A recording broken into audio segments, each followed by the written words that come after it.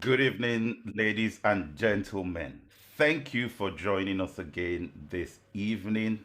This is session two of our program, Reimagine Productivity.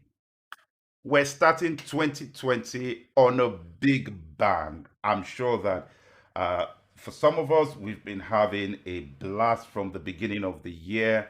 Not too late. Let's get on this bandwagon and let's move on. It's a new year, it's a brand new season that God has given us, and we're going to use that productively. As I said last week, the next all Mondays in the month of January, we deal with the subject of productivity and how we reimagine productivity.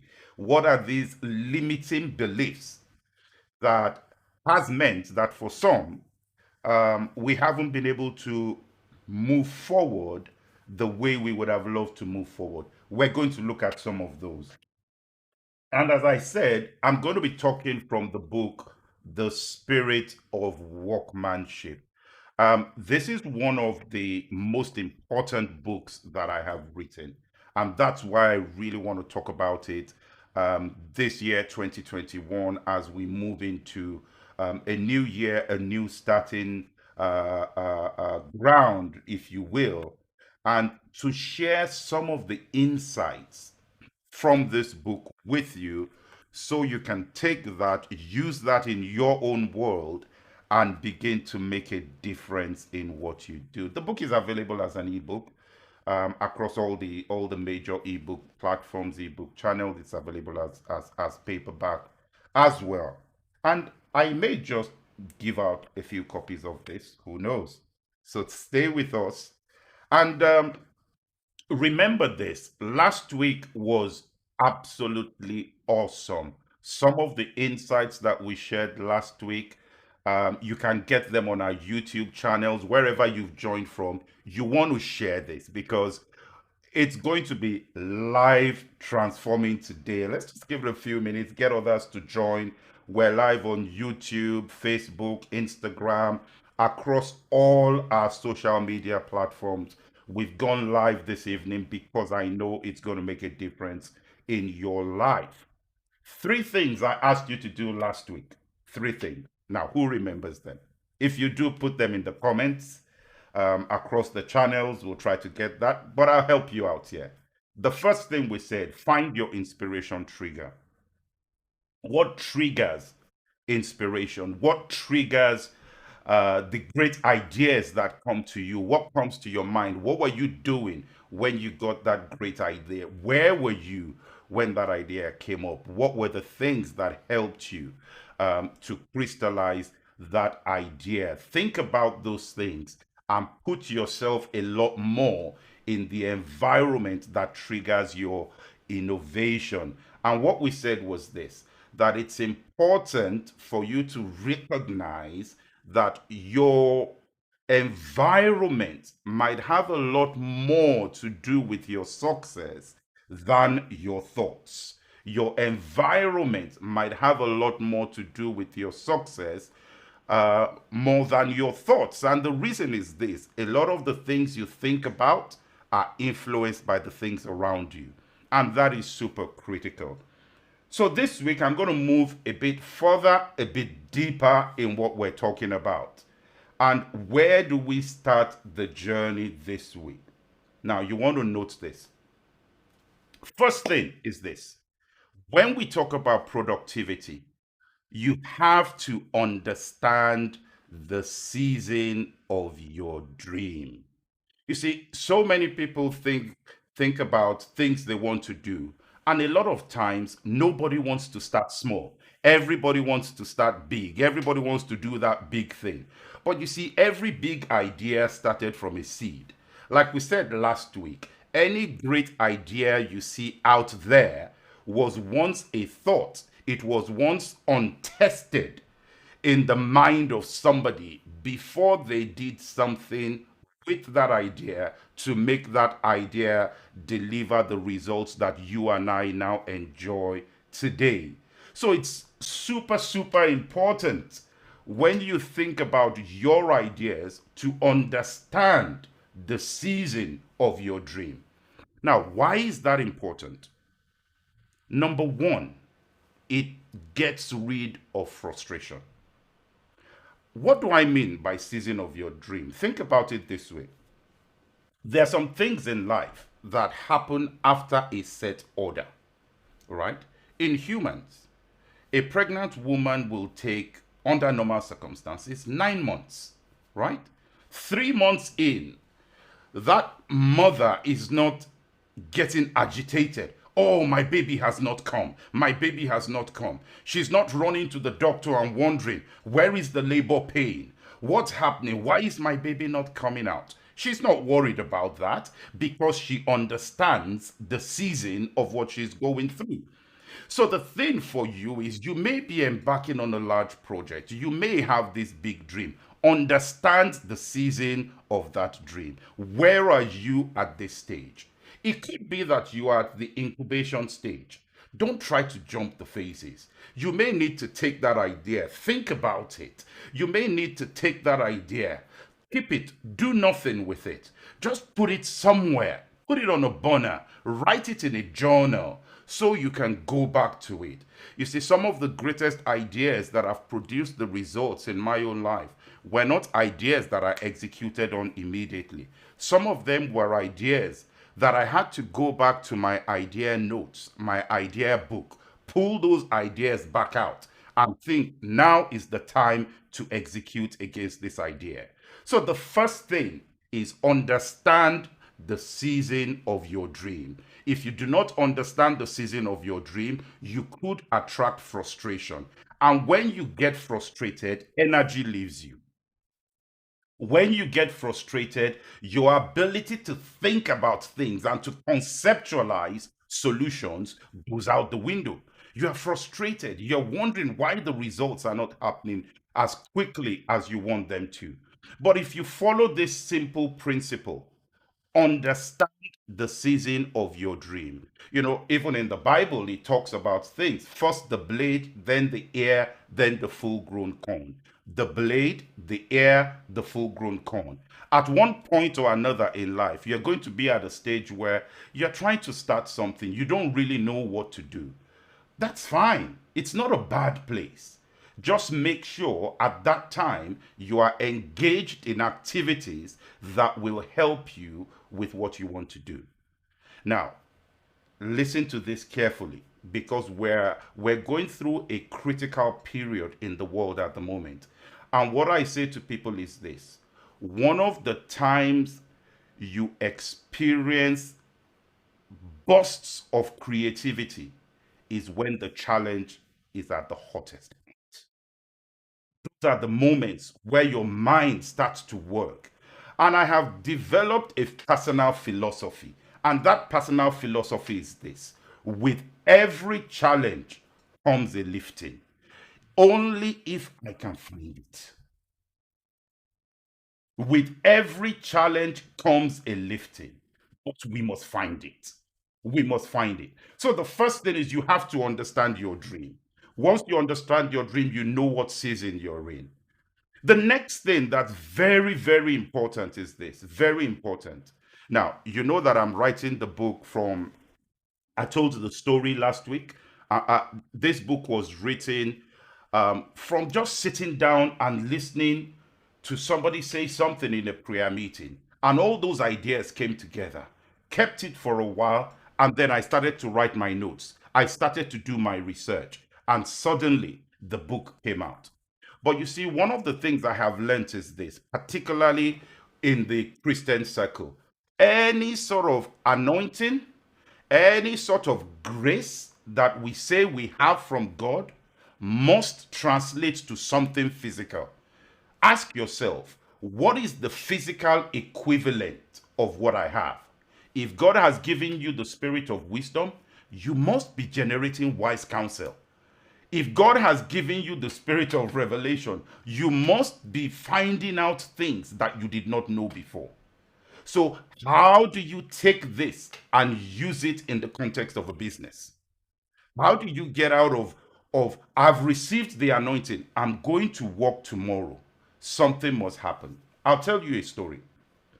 I had to give a presentation in one of the companies I was working with at the time, and I really didn't know where the answer was. I didn't know what to do, and I was struggling. God, what is this thing? But I knew that there was a way out. I knew there was a way out. So I did what I usually do. I know what my innovation triggers are. So I did that. I went to a quiet area. I listened to some music. I let the music play as I was focusing and asking God, God, help me out on this thing. Guess what? Around 2 in the morning, God said, wake up. I woke up. He said, open your computer. He said, go to this folder. I went to the folder. As I got to the folder, I saw an older presentation. I looked at the presentation. He said, flip to this thing. Now, I think about it today and I'm thinking, what on earth got me to this point in the presentation? As I got to that point in the presentation, the idea sparked in my mind. By 7 o'clock that morning, my presentation was ready. I went into the meeting hall, I delivered my presentation, and we got the outcome that we required. Now, I could have spent so much time worrying unnecessarily about that thing. But because I knew what my innovation trigger was, that just blew something up in my mind. And I got the results without the stress. So it's important that whatever you call an anointing you get in church, find out how that anointing translates to solutions for humanity. Every anointing must translate to a solution for humanity. Now, there's a point I want to raise here because earlier on today I was talking to someone and this thought struck my mind. Many ideas we have, people always say, I don't have the resources to execute against my idea. I don't have the resources to make this thing work. And the question we need to ask ourselves is this: what resources do you need? What resources do you need?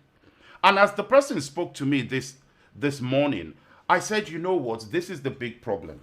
Usually, the resource you need for this next step of realizing your dream is something that is within your reach. The resources you need for the next step in your dream is usually within your reach. The problem is, a lot of people never think about it. And this was the analogy I gave. Imagine this: you need 200 pounds for the next stage in what you're going to do. There is something in your house that you haven't used and you don't intend to use that you could sell and make the 200 pounds. But we won't do that. We'll be looking for, where would I get that 200 pounds? But there's something in your environment that you could have used that will get you to the point of the 200 pounds. Now, what was the thought that started to make my mind roll that way? I'll tell you, it was this. As I read about the human body, as I looked at the intricacies of the human body, I realized something. And this is what I realized: God's starting point for creating you and for creating me was dust. Think about that. God's starting point was dust. That means somebody stands outside your house, you stand outside your house, you see the dust of the ground. That was everything that was available to God. And He used that. He used that as something to create you and I. Think about the amount of raw materials that you have around you. And I write something in the book. I say this. Listen to this. I said the dimension of possibilities available to anybody creating a product or a service is only limited by how they think and not the availability of raw materials. The dimension of possibilities available to you is not limited by raw materials. Yes, you may not have the physical raw materials, but there may be something else you could do. There could be an arrangement you could have with someone else. You could even create a completely different product from what you originally thought you were going to do. I remember the story of a woman who said she was out there, her business was thriving, and the government came, they put a new law in place. And that law meant there was no way she would continue to run her factory. There was no way she would continue to do what she was doing. In the middle of that process, she started to think. And as she thought, she remembered, okay, if I cannot do the finished product, maybe what I can do, I can break this thing down into components. I can go out there, pick these individual components from different people. And guess what? It opened up a completely new stream of work for her business. So, what is my point here? If God could create you and I from dust, do not disregard what you have with you. Do not disregard what you have available to you today. Again, I remember the story of a young girl who had, where she lived, she was challenged with electricity and there was no way of reading. And what did this young girl do? She thought, she said, you know what? I know that there is a cash point not too far from where I live. And it's a bank. And those people will always make sure that there's electricity at that cash point. So she took her books, went by the cash point, sat down at the cash point, and did her work. Other people would have said, there is no way out of this. There is no way for me to move ahead on this, is what they would have said. Not her. She used the raw materials available to her and she produced results. So as we move into 2021, and as we move on in the months of 2021, before you get up and you give up, before you say there is no way out, think about this. What did God have to start with? And that will boost your productivity. That will help you. Another point that I want to raise is this. And this is one of the things that blew my mind. One of the things absolutely blew my mind. And it's this. So many people have the wrong benchmark. You know, there's a verse in the scriptures that says, "Great men are not always wise. Great men are not always wise." Don't define your results because you see somebody else doing something. Think about you. Think about what you want to do. Think about the dream that you have. You may find yourself in a position where no one else has ever done what you did. There are so many products that never existed until someone created them. Yours may be one of those things. So you do not have to have a precedence to achieve your dream or your goals. And you know, as I started to do the research, I found out something. And I'm going to share that thing with you. And I'm going to show you a 5-minute clip. This 5-minute clip, I believe, will change your mind. And I'm going to come back here. We're going to talk about this 5-minute clip. And I'm going to share some of the principles that encapsulate some of the things that I have said in my book. Because most people never achieve potential because somebody somewhere did not show them what was possible. A lot of people don't achieve potential because they look at the wrong people as role models. Sometimes you have to dig deep, not in looking at people, but in looking for material that describe what is possible. I'm going to show you the story of an archer, how somebody has been able to develop a skill that has transformed not just what he's done, but the imagination of many to what is possible. Let me see if I can get that clip up here for you in a second. And I'm sure that it's going to transform your mind. It's a 5-minute clip. Watch this, and I'll be back. Centuries ago, master archers were able to perform incredible feats of archery. These skills have long since been forgotten, but the Danish archer Lars Andersen is trying to reinvent what has been lost. He uses forgotten historical methods and holds all his arrows in the same hand he shoots with. Once, this technique was widespread, and Assyrian artwork shows that the method is at least 5,000 years old. Arab Archery, the most extensive historical book ever made about archery, states, "This is the best type of shooting, and there's nothing beyond it in power or accuracy." Using this technique, Lars has set several speed shooting records and shoots more than twice as fast as his closest competitors. And being able to shoot fast is just one of the benefits of the method. But the big question is, why has it been forgotten today? About 10 years ago, Lars started using a bow. The arrows he carried in a quiver on his back. Surprisingly, the quiver turned out to be useless when it came to moving fast. The back quiver is a Hollywood myth and was not common in the past, but it is still spread all over the world. Why? Because modern archers do not move. They stand still, firing at a target board, something that was unknown in the past. These archers also started placing the arrow on the left side of the bow, just as archers do in movies. This is probably due to the fact that aiming at a stationary two-dimensional target makes you aim with one eye instead of two. This one-eyed aiming also led to bows with front sights and other technical gadgets, but that's another story. However, placing the arrow left around the bow is not good while you're in motion. By placing the arrow on the left side, your hand is on the wrong side of the string, so you need several movements before you can actually shoot. From studying old pictures of archers, Lars discovered that some historical archers held their arrows on the right side of the bow. This means that the arrow can be drawn and fired in one single motion, which is both faster and better. And this was not the only problem with archery today. Lars realized that what we thought was historical archery only works well for modern target archery and Hollywood films. If he wanted to learn to shoot like the master archers of old, he would have to unlearn what he had learned and start reading historical manuscripts instead. He would have to find his way back to a time when archery was simpler and more natural, exactly like throwing a ball. In essence, making archery as simple as possible. It is harder to learn how to shoot this way, but it gives more options, and ultimately, it's also more fun.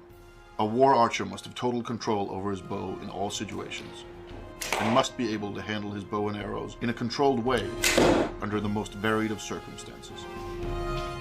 The old manuscripts told Lars that master archers could shoot the bow with both hands and still hit the target, so he began practicing. It is also described that an archer in motion must be able to hit a blade so that the arrow splits in two parts, like this. Archers could also pick up enemy arrows and shoot them back, or grab arrows while on the move and fire them rapidly. There are even myths of archers who could grab an enemy's arrow and shoot it back at him. Lars took it a step further and is now able to catch an arrow while jumping and fire it before he hits the ground. Perhaps most importantly, modern slow archery has led people to believe that war archers only shot at long distances. However, Lars found that they could shoot at any distance, even up close. This does require the ability to fire fast, though. In the beginning, archers probably drew arrows from quivers or belts, but since then, they started holding the arrows in the bow hand, and later in the draw hand. Taking it to this third level, that of holding arrows in the draw hand, requires immense practice and skill, and only professional archers, hunters, and so on would have had the time for it. When guns started replacing bows, this technique was forgotten, and the only reason Lars is able to do it is because he spent years practicing intensely. The hard part is not learning how to hold the arrows, but learning how to handle them properly, and draw and fire in one single motion, no matter what method is used. It works in all positions, and while in motion, whether rolling, running, or on horseback. It also works with sharp arrows and powerful bows. And while there is no doubt that those war archers of the past were stronger and more fit than Lars is, his arrows still penetrate chainmail armor and the heavy gambazon worn beneath it. It is difficult to compare actual striking power, though. Modern archers use only one hand, but in the past, some archers allegedly used both hands to give the arrow more power. Old manuscripts tell us that it was common to hold 3 arrows in the draw hand at once, while keeping more in a belt quiver. We know that some archers held more, and in a way, the bow was the ultimate weapon. Who can escape 10 arrows fired quickly after another? From old texts, we know that Saracen archers were expected to be able to fire 3 arrows in 1.5 seconds, and very skilled archers were even faster. Lars has managed to shoot 3 arrows in 0.6 seconds, but while speed is important, hitting the target is essential. To test accuracy and speed at the same time, Lars set up an experiment where he shot incoming arrows with arrows of his own. But he took it one step further. In the 1938 movie, The Adventures of Robin Hood, Robin Hood splits an arrow down the middle. Some consider this the ultimate archery trick. They're wrong. The ultimate archery trick is splitting an incoming arrow in 2 with one of your own. We do not recommend you trying this at home. Wow, wow, wow. 3 arrows in 0.6 seconds. Would you have believed that that was possible? Would you have believed? Imagine if someone was trying to develop a skill in that area and then said, I want you to shoot 3 arrows in 3 seconds. Some people would have said, that's not possible. They would have said, that's not possible.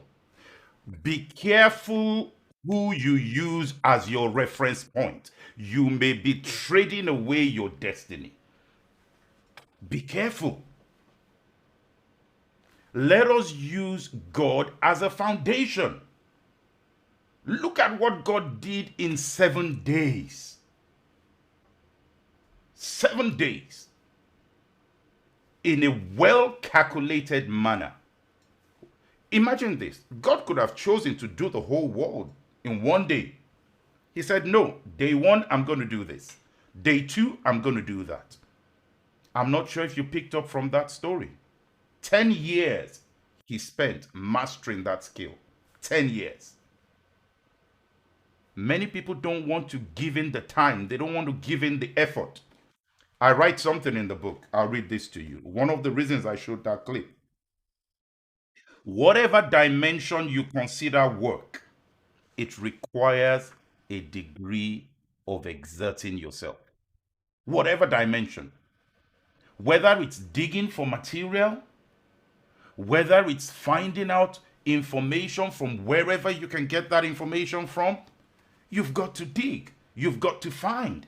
Imagine if Lars did not find those manuscripts that described what he was trying to achieve. He would have been left with it's impossible. There was no technology there, nothing hidden. That was all real life. No film trick. No film trick. So, what controls what you do? Be careful who you look to as that foundation that you use to determine your own ability. Be careful. Whatever effort is required, get yourself into it. And that should be one of the things you do in 2021. Pour yourself into finding answers to problems. I'll give you an example. There was a time I was working for one of the major global manufacturing companies. And there was a major challenge we had in terms of materials, resource planning, how they plan the products that they're going to produce in the factory. A major problem. And we didn't know what the answer was. And I said, okay, there's a big problem here. I called one of my friends. I said, look, I have a problem at work. I went to meet my manager at the time. I said, sir, I've got this problem at work. I don't know what the answer is, but I have a friend. When we talk together, we're able to arrive at answers very quickly. We don't need you to pay anything. All we need, give us access to the library, give me some time, and we will get the answer. So what did we do? We locked ourselves up in the library of the organization. Isn't it amazing the number of organizations that have libraries today? Reference libraries. You can go in there, look for books relevant to the area that that business operates in, and learn from other people. We went into the library. We started to look for books on operations research. I would crack my mind and I would be thinking, there must be an answer to this problem. We're not the first one to have this problem. And we spent a few days exerting ourselves, digging through all these books, digging through all this material, until suddenly we hit that eureka moment. We came across a model and we said, this model could work. As soon as we saw the model, we started to work on a computer program that was going to translate the business problem into a mathematical problem that we could put in a computer. Guess what? We succeeded. And when we succeeded, we were rewarded for it. I say this to a lot of people. There is a problem that is close to you that will represent a reward for getting you out of whatever challenge you're facing. Look for that problem. Exert yourself on that problem. You know, there's so many businesses today that started because someone somewhere was trying to get a service and they didn't get it. And they said, why can it be this difficult? Why should it be this difficult? And guess what? They went out and they started to do it. We had a similar experience. When we started the publishing company, I'd used other publishing companies for some of the books that we had done. But it was such a tedious process. We looked at the finished work and we said, surely there's got to be an easier way out of this. Guess what? Today we have a publishing company. Today we're publishing books for others. A lot of the pain points that we had when we were publishing ours has been converted into a reward. So we're talking about how do you reimagine productivity? It means looking at what you have around you. How are you baselining your thought process? How much are you exerting yourself in the area of that issue? How much of exertion is going in there? You know, God being God, the Bible says, seventh day he rested. He stopped exerting himself. That if I exert myself any further, where is that going to get to? But think about it. Everybody is looking for a quick microwave thing. You know, just get it done. 5 minutes, it's done. No, no. Sometimes you may see the 5 minute thing that happens on the outside, but there could have been weeks, months, years of work in the background, of thinking going on in the background that ultimately ends up in the result you're seeing. What is the other lesson to learn from that? Do not despise the days of small beginnings. That's what the Bible calls it. The days of small beginnings. God broke things down into 7 days. Sometimes, to get to your bigger vision, and in fact, in most of the time, to get to your bigger vision, look for the smaller visions. There are smaller wins in the journey to the bigger goal. Don't get frustrated by going for the big goal. Don't get frustrated by trying to be that one big guy that breaks up overnight. You know what happens, right? Sudden success, you have no systems to control the thing. You have no systems. But as you grow and you harness what you have around you, you've got things you can do. Remember this story. Interesting one. Again, another story from the Bible. The miraculous happened. Peter cast his net. All of a sudden, the net was breaking. The net was breaking. Guess what? He had some friends he could call on. But these friends must have known about fishing. These friends must have known how to help him. They were not friends that he just developed overnight. These are things that drive productivity. The day you don't have, your mind can work. What would I do? How would I harness this thing if it happens?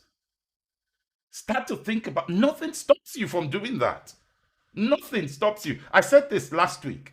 When you're thinking in terms of productivity, you do not need light to think. If I turn off the lights in here, my mind can still function without the light.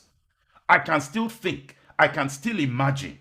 So some people think the darkness has to go out. Everything around me must change, otherwise I won't succeed. No, you succeed in spite of it. But that mindset needs to change. And as soon as that mindset changes, you move on to the next step. So let me give you those steps again and those points again. Number one, understand the season of your dream. Understand the season of your dream. Number two, nothing you talk down consistently will succeed. And just talking positively does not guarantee success. You can talk positively from morning till night. It doesn't mean you will get what you're looking for without you stepping out to do something. There must be action backing what you're doing. So nothing you talk down consistently succeeds. Talking positively alone does not always guarantee success. The next point, be careful who you make your reference point.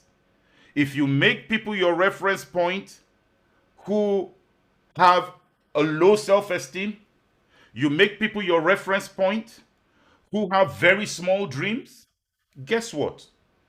Your dream will not rise beyond the dreams of those around you. You need to look for a window. Look for people who are doing a lot more than you are doing. Look for people who are hitting higher grounds than you are hitting. More importantly, look for what the Bible is saying about you. And the more you do that, you start to see the impossibility that exists in God. And you start to go for the big things in life. You start to go for the big things in life.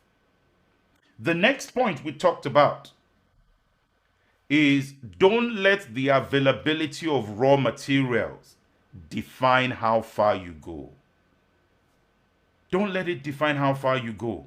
Raw materials may feel like they're not available. There is always something available. There is always something available. And look, let me tell you this. I found this out a long time ago. That sometimes when everything is broken around me, I am the raw material. What needs to be deployed is me, not something I have. Think about it that way. Therefore, you start to invest in yourself. You start to think and you start to say to yourself, what can I do to make myself better? What material can I read to make myself better? If you need to walk to the library, look for a library around you. If you've got a library you can go to. If you don't have a library you can go to. It could just be sitting down and watching what's happening in the environment. You start to recognize the problem areas in the environment. These are things that would help with productivity. Now, let me talk about another point here, which is very, very important. Very important.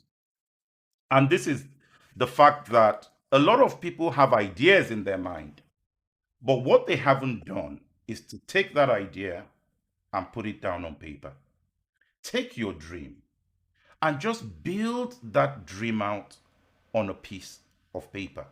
Sketch it out. What do I want to do? What's my step one? What's my step two? What's my step three? The more you think about that on paper, not just mentally, on paper, you write it down. And the more you do that, you will realize that a dream written down on paper, you may not even have put steps in it, but all you're just trying to do is to clarify, what exactly am I trying to do? What exactly am I trying to achieve? The more you think about it that way, you write it down. I know I've had someone say, the person that made the pencil made the eraser. Put it down on paper. Note some of the points. Keep it by the side. Then go away. Come back to it. And all of a sudden, you're going to see that things are beginning to move in the right direction. They are starting to crystallize in a way that you never thought possible. Writing down is a fundamental creative process. Once you've written something down, it may not make sense. In fact, it may not make sense to you. It may take someone else seeing what you have written down to trigger the innovation in you, to trigger the creativity in you. It may take someone else looking at that. So, what is my point here? Think about the end product. What is the end product of what I'm trying to do? Write that down. Let me give you an example. Say you said, I want to create a shoemaking business. Think about it this way. Okay, so what's my shoemaking business going to be? As far as you can think. Okay. Oh, wow. If it's a shoemaking business, this is what I'm going to do. This is how I'm going to do this thing. And before you know what is happening, God is going to move in a way that you never thought. I'm going to go on a short break and then we'll come back. Stay with us, and I'll be back shortly.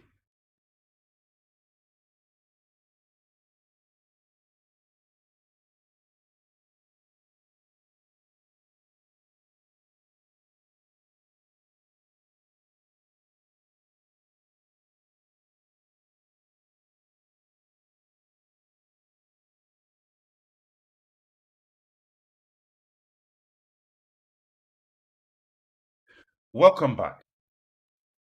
We were talking about an example of how you may want to write down your dreams in a way that helps you turn that dream from an idea in your mind to something that you can relate with and to something that other people can relate with.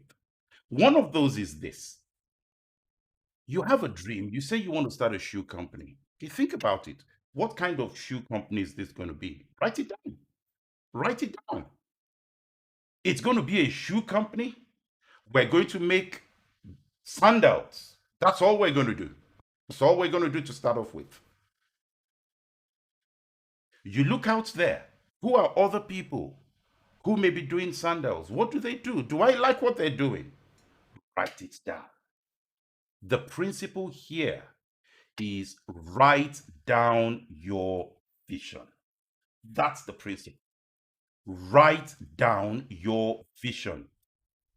The minute you write it down, it becomes easier. I'll give you an example. Every time I'm going anywhere to speak, I prepare my notes like I'm writing a book. And you know what that does for me? It allows me to go in order. In order. Think about it. I said this earlier. God created the world in 7 days for a reason. He looked at day one, it was good. He looked at day two, it was good. He looked at day three, it was good. Some people don't want to go through the process. They just want that business to be the big business overnight. No, write it down on paper. But this is the catch. Once you have written it down on paper, aim to break what you wrote down. Don't let that paper limit you. Aim to break what you wrote down. I used to think, well, maybe I'll just write 1 or 2 books and that would be it. Before I knew what was happening, it had turned to 5 books. Before I knew what was happening, we now had more than 10 authors. Before I knew what was happening, we had more than 20 authors. Before I knew what was happening, the numbers just started to grow, and they started to grow, and they started to grow, and they started to grow. Write down your plan, but exceed what you have written down. Let me give you some other thoughts here. Going to be much helpful for you. Now, one of the things I say here, you have to, this is a very important point that helps productivity. Highly productive people are productive on purpose. Highly productive people are productive on purpose. Be intentional about what you do. right? God didn't just wake up and just felt, let's just do something and see what that outcome will be like. No, no. He did it on purpose. He created man on purpose. He said, let us make man. When you have an idea to do the same thing, I talked about the power of two last week. The power of two. Work with people on your idea intentionally. This is the idea I have. This is what I want to do. This is my step one. This is my step two. I remember I was going to work on a project and I called one of my what I call accountability partners. I said, this is what I want to do. He said to me, he said, Akin, you can't go about it that way. If you go about it that way, it's not going to work. I said, but that. He said, no, no, no, no, no, no, no. If you want to be successful, do something slightly different. I listened because I was intentional about what I wanted to do. I knew the outcome that I was looking for. And as I stayed with it, I got the outcome I was looking for. I got the outcome I was looking for. Highly productive people are productive on purpose. You will not find people who say, I was just accidentally productive. No, they are reading, they are looking for information around them, they are looking for sources of information.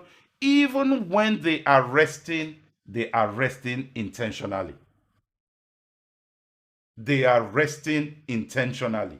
They're not just resting because, oh, there's nothing else to do. Let me just go and lie down and sleep. No, they were resting because resting was important.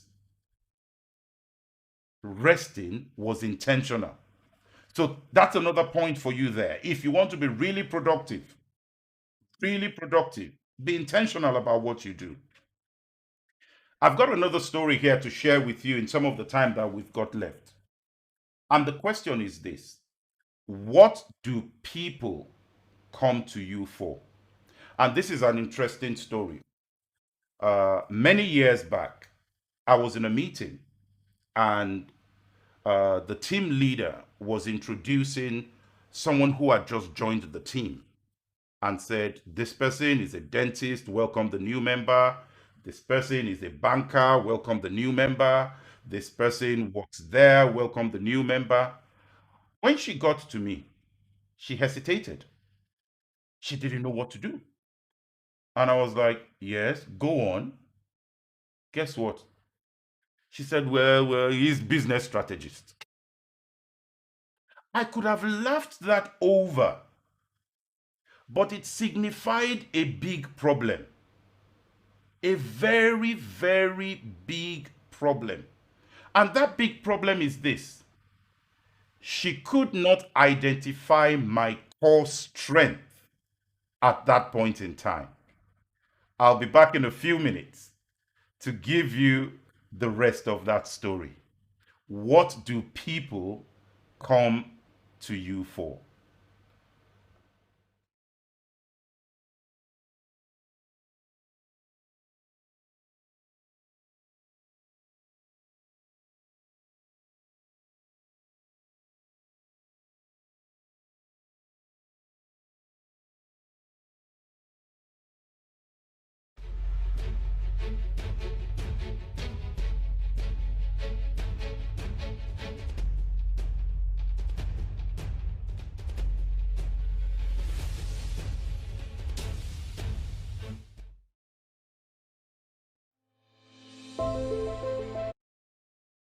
Welcome back.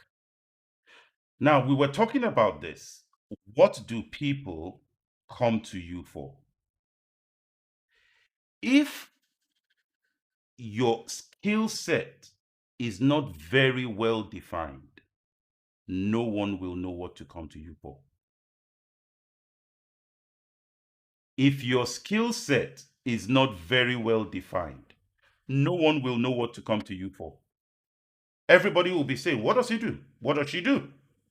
What's she good at? What's she good at? So I realized my problem. No one knew how to define me. Now, there are a few problems there straight away that we need to look at.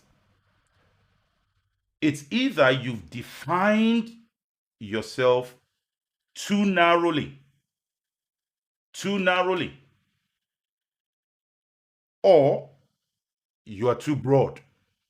You need the right balance in what you do.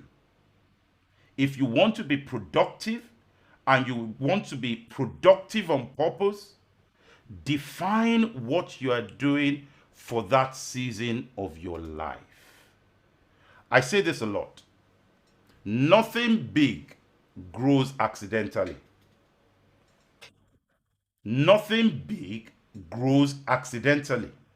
It grows because somebody somewhere focused on it. Nothing big grows accidentally.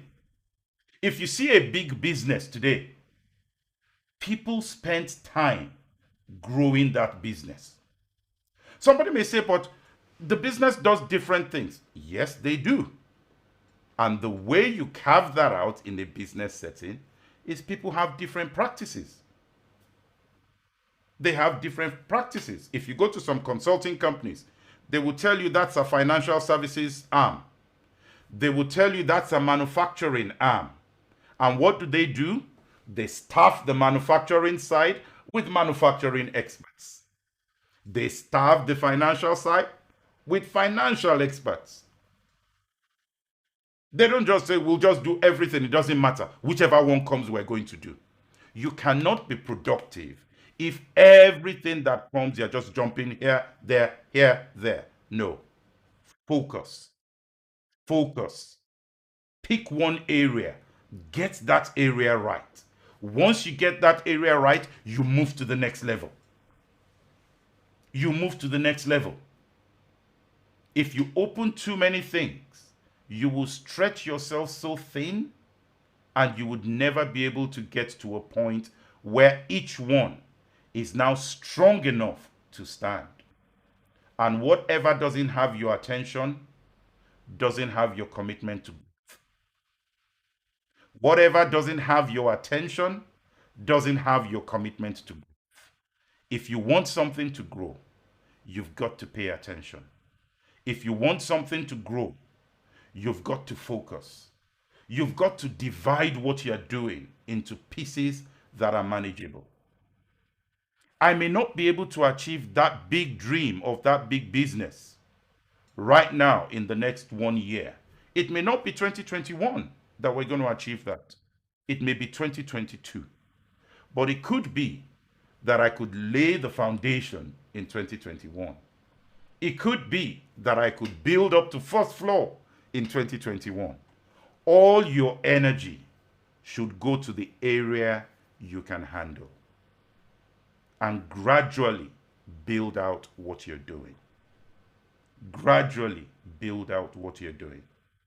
One of the things I said last week, and we're going to look at this in a lot more detail, we're coming up with a productivity expert next week. We're going to talk about the details of productivity, what people do to be productive. And we're coming at it from real life examples of how our guest has been able to help people move their productivity to another level. How they've gone away from being having a lack of focus, how they've moved away from being disorganized to suddenly bring in organization. And with organization and focus comes growth. With organization and focus comes growth. You see, success is repeatable. Success is repeatable. If you follow the right principles, you will get the right outcome again and again. And that video clip I showed you is testament to that. Some people somewhere have written the blueprint of what you need to do in a material. Give yourself to searching. Give yourself to looking for materials that will aid what you're trying to do. Study those things inside out. Understand how they do what they do understand the gaps in the process, and guess what? All of a sudden, you're going to find out that you are moving higher, even higher than you would have thought. Next week, we're going to take questions from you. If you've got questions on productivity, the practical applications of productivity, you've some of the things you've had today, if you're thinking, how do I break that down a bit further? Join the session next week. We're having an expert talk through some of these principles, what has worked, how that has helped them, how they have helped other people as well. And guess what? By the end of 2021, you will be smiling all the way because you've used the principles, they've worked, and now you can teach others also what you have learned. So, wherever you are today, don't feel depressed, don't feel discouraged, don't feel, why is it my issue that's taking so long? No, there's something around you that's telling you a story. There's something around you you can pick up, use, and go to the next level. And I'm sure that it's going to be a great, great year. Thank you for joining us today. It's been an awesome time on here for me, and I'm sure that there are one or two things you can learn. Go to our YouTube channel. We're across different channels. They're all showing up on the screen right now across our YouTube channels, Facebook channels, Instagram, and you can see some of the other clips that we've made available, all free for you to access. We believe in this message. We believe in the transformative power of it, and we are heading to a very productive 2021. And thank you for joining. There are going to be some adverts that you're going to see on some of the programs that are coming on from Thursday. I'm sure that they're going to also be interesting, educative, informative for you. Thank you for joining us today. See you on Thursday for those that can join.